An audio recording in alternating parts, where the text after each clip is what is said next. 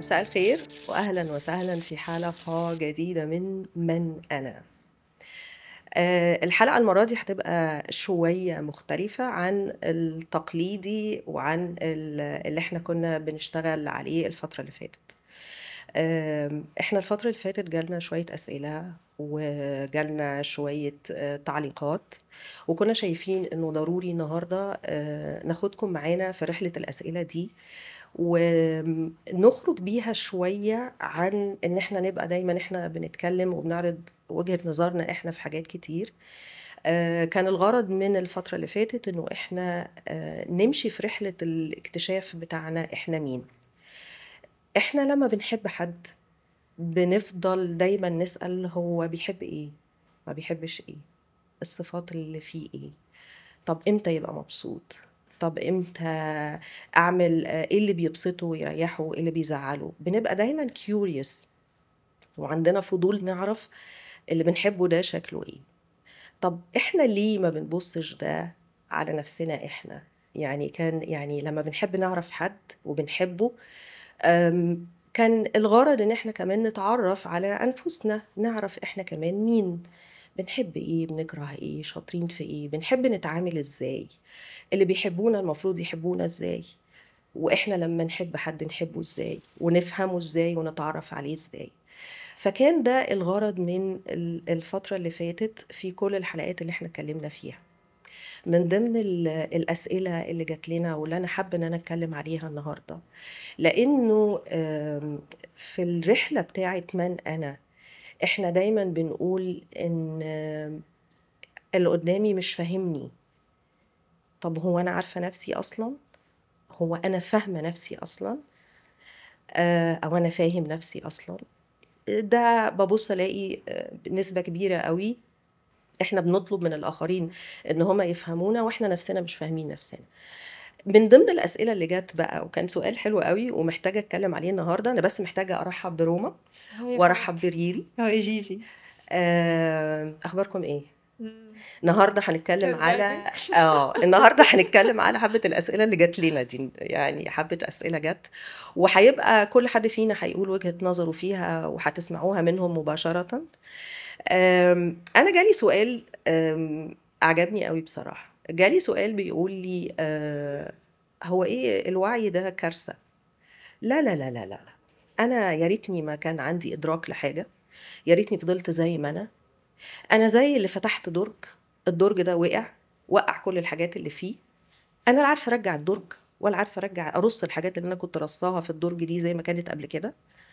و يعني زي ما المتنبي كان بيقول، يعني كل ذي عقل يشقى بعقله وفي الجهالة ذو الجهالة ينعم. كل واحد قاعد اللي مش عارف حاجة بيكون أفضل منه إن هو يعرف، لأنه زي برضو في مثل بيقول إن what is known cannot be unknown. دلوقتي احنا عرفنا، يمكن الأول ما كناش عارفين، النهاردة احنا عرفنا. ها بقى، أنا مش بقول إن الإجابة اللي أنا هقولها النهاردة هي الإجابة اللي المفروض إنها مثالية للسؤال اللي اتسأل، لأنه دي وجهة نظري. أم، وارد واحنا هنا زي ما قلنا مش الغرض ابدا ان احنا نبقى بنقول اجابات هي دي لان في ظروف مختلفة لكل حد، وفي personality types، كل حد فينا شخصيات مختلفة.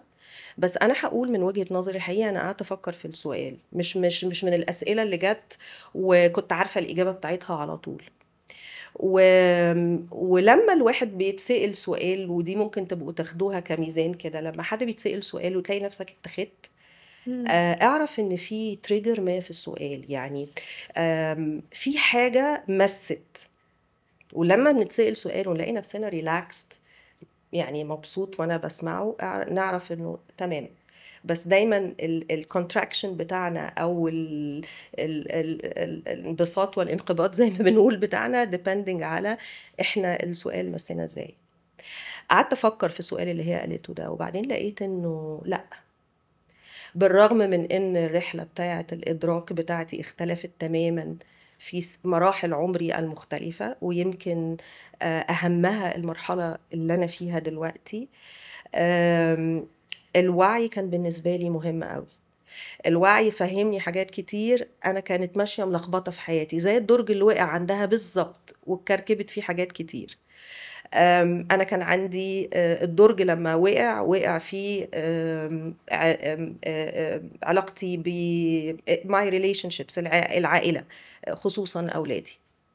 ما كانش عندي وعي ازاي اتعامل في حاجات كتير، وكنت فاكره ان انا دوري ان انا اعيد هيكلتهم تاني بالصوره اللي انا شايفاها صح، ودي اغلط حاجه عملتها. بس جيجي يعني هقطع كلامك معلش، بس انت دلوقتي بنتكلم الكلام ده عشان انت عديتي بيها وخلصت، بس وانت جوه المعمعة نفسها انت لا لا بتبقي ما انا حكيت. يعني هي بتسأل السؤال ده وهي في قلبها.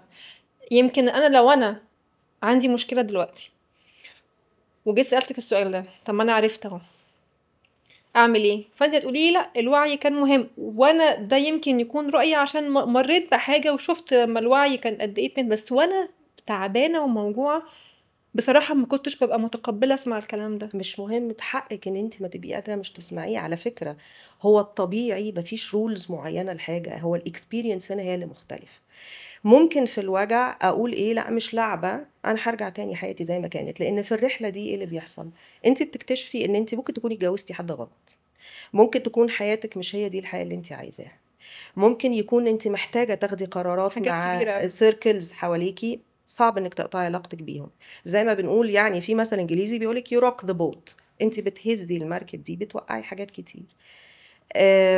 وارد ان انا ارجع اقول لا خلاص، يبقى الحال على ما هو عليه، بس في حد تاني ممكن ياخد قرار انه regardless مهما حصل هكمل. انا هكمل، لانه انا محتاجة اعيش حياة انا اللي عايزاها مش غيري اللي عايزها.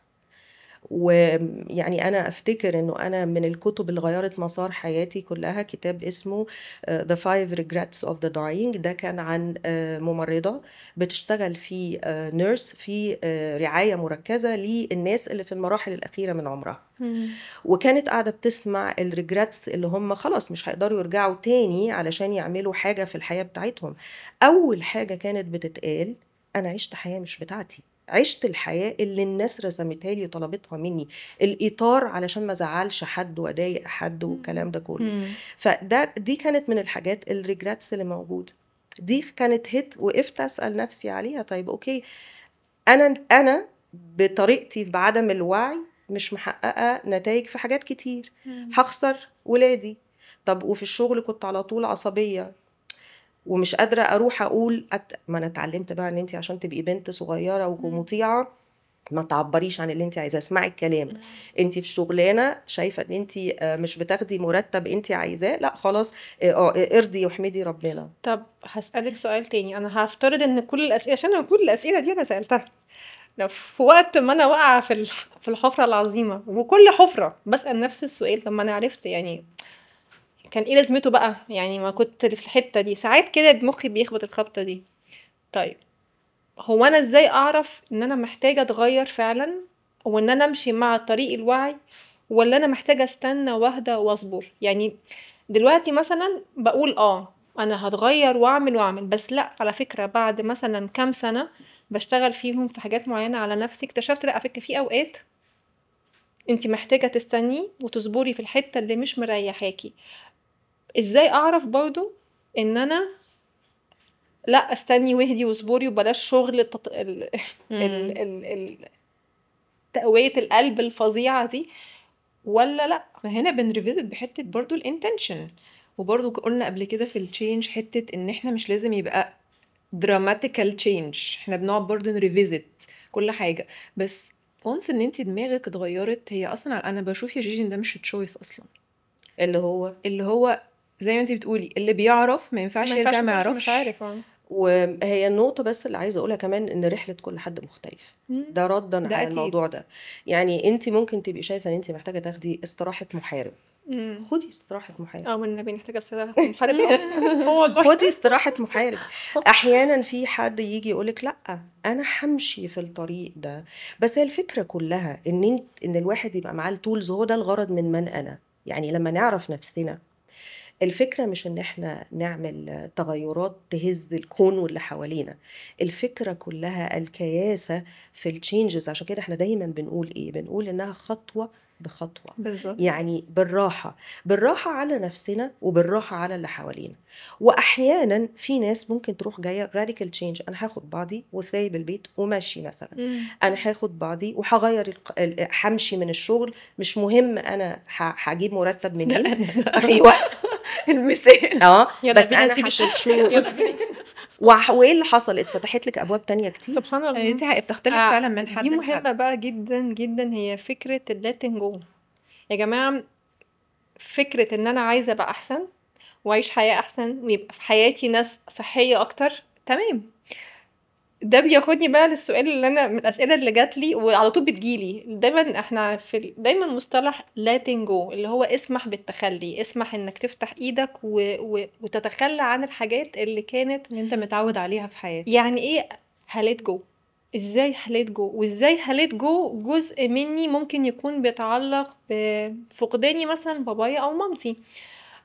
حد يعني بيقول لي كده، حد مثلا فقد حاجة كانت عزيزة عليه جدا، حاجة كانت تجربة مع ناس بيحبوهم، بس مثلا الناس دي بعدت، مش بعدت بان في مشكلة، بس بعدوا، ما بقوش موجودين في حياتك. فانا ازاي اسمح لنفسي بالتخلي عن حاجة زي كده لانها مش حد وجعني ولا حد خني، يعني عادي الموضوع فيه separation، انفصال.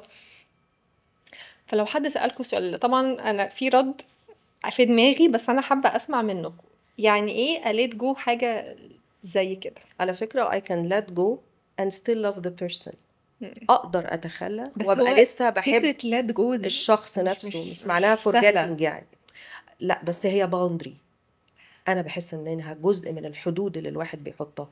انتي بتحطي حاجة مستنفذاكي تماما لما بتقولي بتريليس. يعني اللي انا عايزة اقوله مش معنى ان انا بلات جو او بتخلى، لا، هو انا اقدر اتخلى وابقى لسه بحب الشخص او لسه فاكرة الشخص او لسه متعلقة بايا مكان الموقف والسيتويشن، ولكن هو جزء من الحدود بتاعتي اني اسيب اترك، عشان انا مش in alignment، مش مناسب ليا في المرحلة دي، او مش هينفع ان انا افضل. بس في فرق مهم قوي بين الجريف وبين الحاجات اللي الناس اللي نتركها كصديق كحياة كده. الجريف يعني letting go forgiving او letting go حاجة that you cannot forget، ما تقدريش الواحد ينساها. بس وهي نعمة الذاكرة والنسيان هنا مهمة يعني في الحتة دي. فده رأيي يعني المتواضع في بس الحتة حاسة دي. كده خليني اقول لك الموضوع ما بيبقاش بالسهولة دي. الناس بتقول لك كده، الموضوع ما بيبقاش بسهولة ان انا الشخص ده خلاص I will let go عشان هو مش مناسب ليا. هو اصلا طبعا في بروسس ان انا افهم اصلا ان ده الشخص كانش ده مناسب. ما كانش مناسب ليا. ده بروسس كبير قوي، لان انا لسه، لو حد لسه مش فاهم نفسه، هكلمك من حد لسه بيكتشف نفسه وبيعرف هو مين. فحاسه مش مرتاح، بس اعمل ايه؟ دي اول سؤال. تاني سؤال، لو عملت الحاجه نفسها دي، هل لو خدت قرار بيني وبين نفسي بقى بغض النظر الشخص ده مبقاش موجود to let go من الفكرة نفسها ومن إحساس إن شخص موجود في الحياة، شخص كان فيه ذكريات كتير، كان فيه أحلام كتير قدام، كان فيه حاجات كتير. الموضوع مش بالسهولة دي. سؤال في الحتة دي مهم قوي.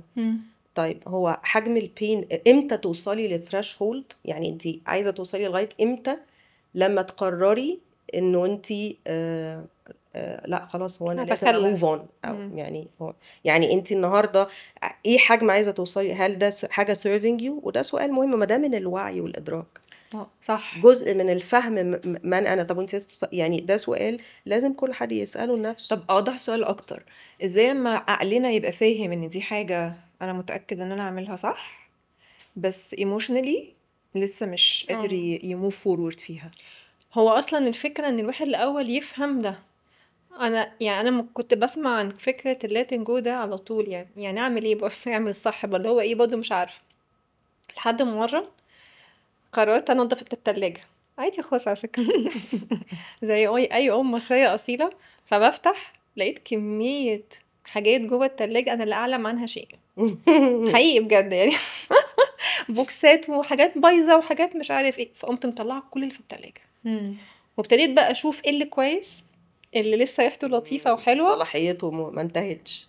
وايه اللي فخلصت الجوب دي كنت مرهقه جدا، معرفش ايه برضه اللي خلاني اجيب الورقه فتة والقلم واعمل ريفليكشن، هو انا ليه تعبانه كده؟ it seems ان انا ارفلكت على نفسي. يا جماعه فكره التلاجة دي، انا نزلت السوبر ماركت من شهر، كان في طلبات حاجات انا محتاجاها، في حاجات استخدمتها وفي حاجات غصب عني نسيت وسبتها، فجيت بعد شهر بفتح لقيت الحاجات لسه موجوده، ايوه بس هي مش نافعه، الحاجات دي باظت، لازم اتخلى عن الحاجات دي عشان اشتري حاجات جديده هتنفعني. انا قعدت اكتب في الموضوع ده بتاع ساعه الا ربع او ساعه. ايوه، انا عشان افضي مكان لحاجه جديده حلوه هتبقى فريش، هتبقى مناسبه مع جسمي، مناسبه مع حلو احتياجي قوي اليومي، التشبيه ده. وريحته حلوه. وقعدت اتخيل هو انا لو كنت سبت الحاجات اللي مش مناسبه معايا، البايظه اللي جوه التلاجة دي، تنظيفها هيبقى اصعب بكتير وهياخد مني مجهود اكتر بكتير، والريحه غالبا هتقعد وقت اطول. دي بالظبط فكره الحاجه اللي انا متمسكه بيها وقافشه فيها، ولا انا مفضيه مكان لغيرها يجي، ولا انا مستفيده بيها وحاسه بتقل رهيب، ومجرد ان انا باجل قرار ألم على فكره. بس بقى في نقطه مهمه قوي يا رامي انت قلتيها، انا عرفت دلوقتي خلاص، بس انا كمشاعر وعاطفيا مش قادره اعمل ده. لا، في تولز صغيره وبيبي ستيبس صغيره ممكن الواحد يعملها كل يوم كنوع من البراكتس، ان هو يبتدي ك كمشاعره يبتدي يفهم الفكره دي. لو قلت لك يا جيجي مثلا موقف فاكراه احتجتي فيه انك تتخلي عن حاجه واستخدمتي تip معينه فرقت معاكي على اللونج ران، دلوقتي بقى قادره تشوفي هي كانت مفيده، هتقولي ايه مثلا؟ او ساعتها كانت صعبه برضو، كانت صعبه خلينا جدا. نقول الحاجات دي واحنا جوه الموضوع بيبقى الموضوع مش سهل. تخليتي عن حاجه بس في حاجه ساعدتك، انت فهمتي ان انت محتاجه تتخلي، بس لسه في مقاومه، لسه في ريزيستنس ايموشنال هقول ريزيستنس حاجة هي very personal يعني جدا، ويمكن الواحد كل ما بيفتكرها على قصة الجريف والتعلق والكلام ده كله. بس مش عايزة ابقى very dramatic يعني. بس فكرة انه انا ليا ابن توفى، وبالتالي هو الفكرة انه انا اتعامل مع السيتويشن ده والموقف ده ما كانش سهل بالنسبة لي، وده كان أول درس في فكرة إن الواحد إزاي يعرف وعيه إيه اللي بيحصل. إني كنت ماشية أقول هو الولد ده عمل إيه يعني الولد ده عمل إيه يعني لسه عمل إيه علشان ما يبقاش موجود. وكان اختبار صعب برضو، مش حاجة سهلة يعني، حاجة ليفل تاني خالص.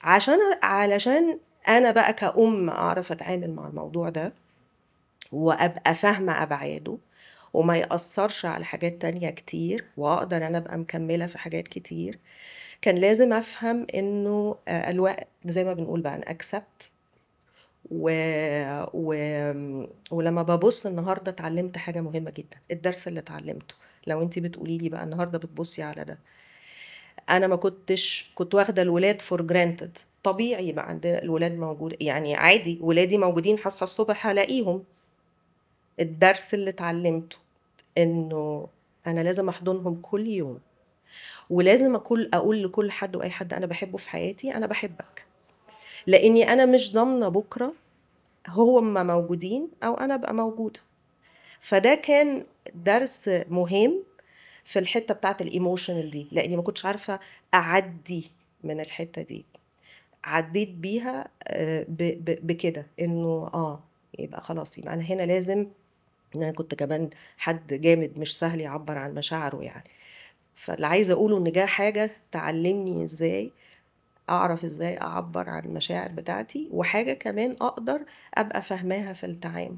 فخلاص خدت لما برفلكت دلوقتي بقيت خلاص عارفه انه بكره ده انا مش بتاعي، مش ضمناه. Thank you for sharing this، لان اكيد كان relate للاحساس ده وللاكسبيرينس دي. وانتي يا هيم حسيتي بايه حاجه تip ممكن تكون كحد بيلات جو حاجه فرقت معاكي، او لسه بتستراجلي في حاجة برضه؟ انا ستيل في struggles، بس حسيت ان برجع كده بقف مع نفسي وبرجع برجع افكر نفسي انا خدت القرار ليه بالعقل. يعني طالما انا في مرحلة ان انا فهمت وفهمت ان القرارات دي انا واعية ليها وفاهمة ان هي المناسبة ليا، بس ايموشنالي ساعات بيجيلي دروب داونز كده زي ما جيجي قالت. ليه عرفت ما كنت خليني زي ما انا قاعده. انا على فكره الموضوع ده بيجيلي كتير، يعني مش بس اللي سالتك او مش بس الناس اللي لسه ما عندهمش وعي او اللي بداوا في مرحله رحله الوعي اللي بيسالوا السؤال ده. لا، انا بيحصل لي ثرو اوت رحله الوعي على طول كتير جدا يجيلي يا ريتني ما عرفت، ما انا كنت عايشه عادي، ما انا كنت تمام، ما انا كنت هو ما كنتش تمام ولا حاجه، بس هو المخ هو اللي بيقول انت ما انت كنت خلاص كنت ستيبل. فبعمل ايه بقى؟ بفكر نفسي، برجع اقول وبكتب، بقول البوينتس اللي خلتني اخد القرار ده، والبوينتس دي انت عارفه ان هي فاليد، متاكده ان هي فاليد. فالبوينتس دي، وفي نفس الوقت بعد ما بكتب الحاجات سبب القرار بكتب سبب انا خدت القرار دي عشان قدام يحصل ايه، الفيوتشر موفينج فورورد بقى انا كنت ناويه اعمل ايه، شايفه الدنيا هتبقى عامله ازاي. فهنا بروح مريليت على طول انا عايزه حياتي تبقى عامله ازاي، هو ده اللي انا بفوكس عليه على طول.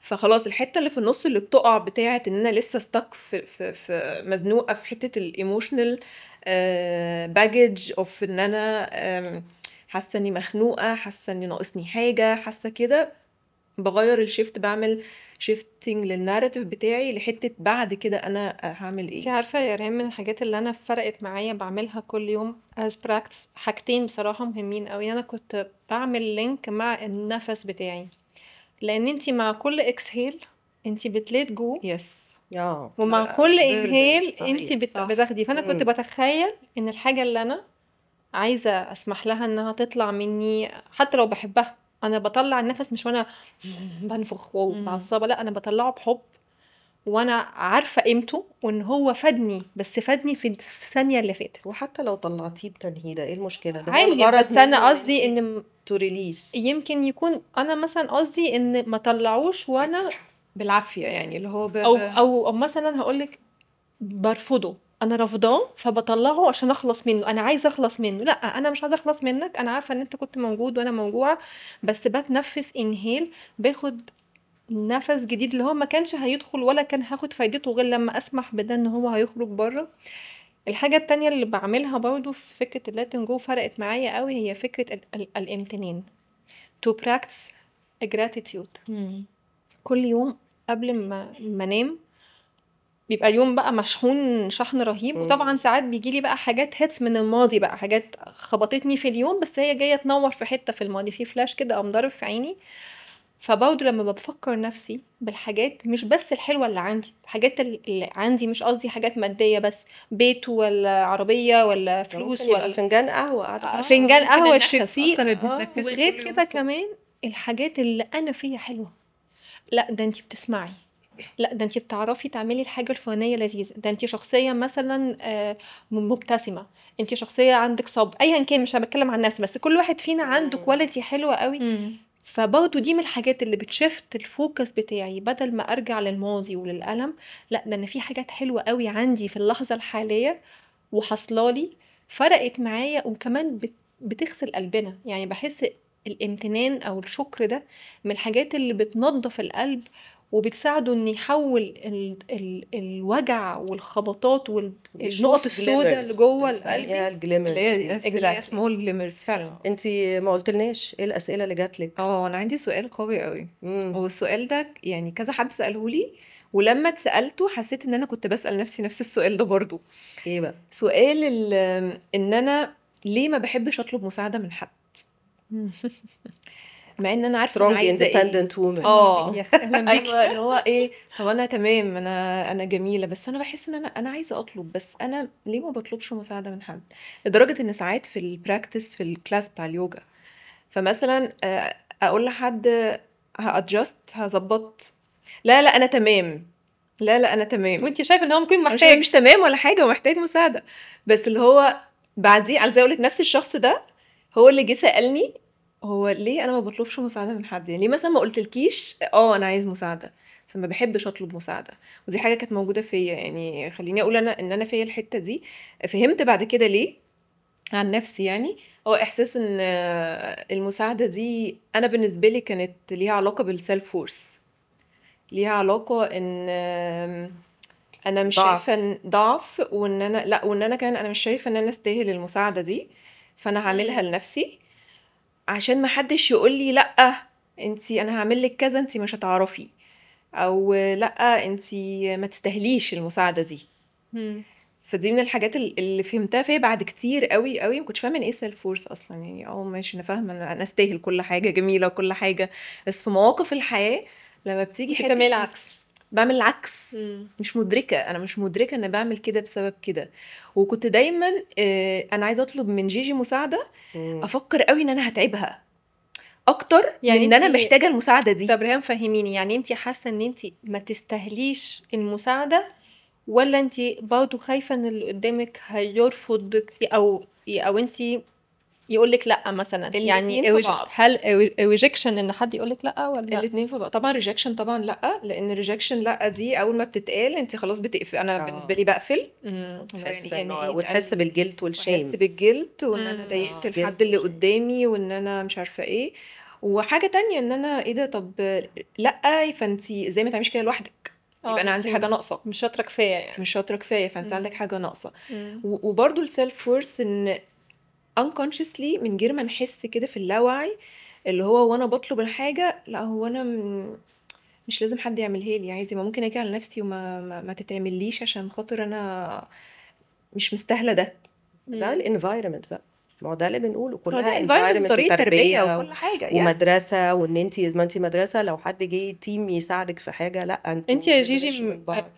شفتي حد بيطلب مساعده too much؟ يعني تحسي ان الشخص ده على فكره هو ممكن يعمل حاجه بنفسه، بس هو اسهله ان هو هيطلبها. هو طفل اتعلم ان هو حد غير بينقذه. competent، ان هو دايما لازم يبقى حد موجود عشان ينقذه. هو طفل او طفلة اتعودت انه انتي مش competent ان انتي تعملي حاجة، او انتي لا تصلحي انك تعملي حاجة لوحدك، لان كل حاجة هتعمليها هتبوظيها. ممكن يكون محدش جرب يديله مسؤولية، يمكن يكون حد عمل حاجة مرة وباظت او عمل خطأ، فتلام او اتلامت حياتها كلها على انه عملت خطأ ما، فابتدى بروتكشن ميكانيزم انه لا طب خلاص، انا ايه اللي يخليني اعرض نفسي كل شوية لان حد يقول لي حاجة؟ انا مش هطلب، او يمكن اطلب.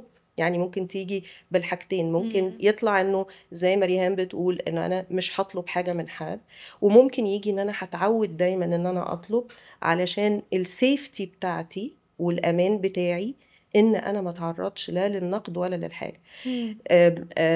يعني هنا يبقى دايما جزء، نرجع نقول هو الانفايرمنت، البيئه المحيطه اللي اتربينا فيها. طب خلينا نقول حته بقى، يعني نرجع لسؤالي تاني اللي هو الحد اللي مش بيطلب. كتيب يا جيجي تتعمل في حته ان انا حد مش عايز يطلب، دايما عايز يحس ان هو الوحش انا الفت البت اللي بعمل لنفسي كل حاجه، ومبحبش اطلب حاجه من حد. عايزه حاجه تبقى ان لو طلبت واتقال لا، يبقى في كده سلام، اللي هو تمام لا اوكي او اوكي. دي بتبقى ريليتد لايه؟ برضو انتي الوجع، التريجر بتاعك والوجع بتاعك من وانتي برضو صغيرة ازاي، لانه القصة اللي انتي عاملة الرد يحتوي سيناريو. لا، الرد بالنسبة لك بيقول هي ريهام دي كويسة او لا. طب انتي ليه رابطة الرد بقيمتك كإنسانة؟ الرد انتي what are you making that mean about you؟ يعني هقولها معلش بالحته بالانجليزي، يعني انتي عامله ده مين ايه على ريهام؟ ممكن يكون ان الشخص اللي قالك لا، انا يعني انتي جيتي طلبتي وقالك لا، احنا ما نعرفش ظروفه او ما نعرفش الستوري بتاعته هو لما قال لا لا ايه، الا اذا حبيتي تستفسري. يعني انا دايما في الحاجات دي اقول ايه، نسال هو انتي لما قلتي لي لا هنا كنتي تقصدي لا في المطلق ليا ولا لا ايه الاسباب؟ ولو انتي not receiving، لو انتي مش بتاخدي، مش متعودة انك تتقبلي ان الاخر يكون بيشير معاكي طب هو انت ليه جايه بقى بتقولي ان انا مفيش حد حواليا وان انا محدش بيساعدني وان انا دايما بساعد الناس ما والناس هي مش دي الفكرة بتساعدني. بس دي ودايما محتاجة شجاعة قوي يا جيجي برضو ان حد يحس ما حد هو انت ليه قلت لي ما احنا لا، قلنا ان بالذات لو هي خبطاني الكوميونيكيشن طبعا. بس هو مهم. ما هو برضو دي يا روما احنا برضو ده من الحاجات اللي بنقولها وده الجزء من البحث من انا. ما هو يا جماعه احنا قلنا ان في شجاعه لازم تبقى لازم. موجوده لا في بس انا التغيير. حاساها ايه، حاساها ان انا باجي على نفسي كتير قوي وانا مش قادره اعمل الحاجه، فيوم لما بطلب وانا خلاص بقى يعني اللي هو استحق خلاص مش قادره اعمل الحاجه، فلما بيتقال لا بقى بيبقى because of the history of ان انا تعبانه قوي، فانا I need الهلب فعلا. طب ما هو لو ما انت بطلبش يعني عارفه اللي هو من قبل شويه. طب ما هو هي بالظبط. طب هو مشكله الاخر في الحته دي ايه؟ انا مش مالي مش انت مشكله هي الاخر، هي مشكلتي انا. انت بقى فاهمه ازاي يعني انا نرجع معترف ان تاني. المشكله ما هو عشان كده نرجع تاني لحته انه انا اتس اوكي على فكره انا هطلب من الاول زي يبقى مريم كانت بتقول اخر مره يعني يمكن يبقى انا محتاجة اقلل الافعال الكتيرة قوي اللي انا بعملها في حياتي وفي يومي، علشان لما اولا اطلب في العادي هتقبل وما طبيعي. اخدهاش، لان انت اوريدي اكيد مشحونة طبعا، يعني لود وهي رهيب. براكتس برضو زي ما بنقول. يس هي الموضوع كله في الاول وفي الاخر وممكن على فكره تتعمل مره ومره لا وبعدين ترجعي تاني. اقول لك فاهمة؟ سؤال برضو اساليه لو انت بتساليني على تip. في سؤال بحب اساله دايما what if الرد كان نعم وليس لا. probability هنا قد ايه؟ طب what if يا ستي خلي اللي قدامك يفتكر ان انت ضعيفه ومحتاجه مساعده، ايه المشكله يعني؟ خلينا نقول ده لما الواحد فعلا بيبتدي يعرف نفسه هو محتاج ايه وبيطلب ايه عشان هو محتاجه، بيبقى متقبل ايا كان الرد، لان الواحد هو في حته خلاص في كده الفاليوز بتاعتي واللي انا محتاجاه وكل حاجه وفاهمه نفسي، فرد فعل اللي بره مش بيأثر على الاحساس اللي جوه.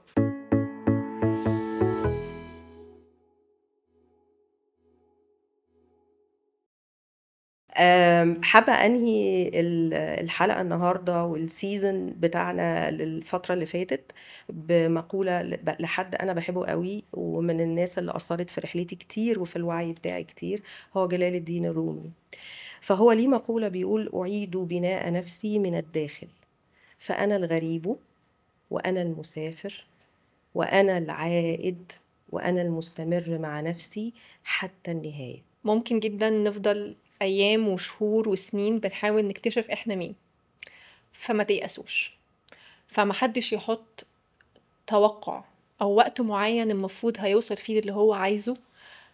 هقول خلي عندكم صبر، خلي عندكم امل، خلي عندكم رحمة بنفسكم، وتقبلوا ان احنا علشان نعرف ونوصل ده هياخد مننا مجهود وتضحيات كتيرة قوي.